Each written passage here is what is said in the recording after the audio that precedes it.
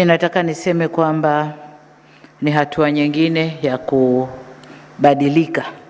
Maendeleo ni mabadiliko, na hii ni hatua nyingine ya mabadiliko.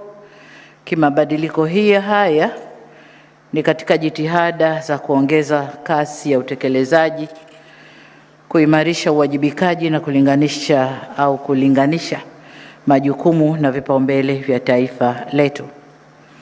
Lengo ni kuimarisha mahitaji ya mwelekeo wa utekelezaji wa shughuli za serikali ili kuendana na kasi inayolingana na matarajio ya wananchi. Nataka nipige mstari hapo. Lengo ni kuendana na kasi ya matarajio au mahitaji ya wananchi. Hivyo niwapongeze sana mlio hapa leo. Mmeaminiwa kwa uwezo, uzoefu na uadilifu. Niwatake mkaishi na kiapo mlichowapa hapa leo. Mkaishi nacho, lakini pia kuna kiapo cha maadili ambacho mmesaini kopi mbili, moja mtapewa, mwe mnairudia kila mara.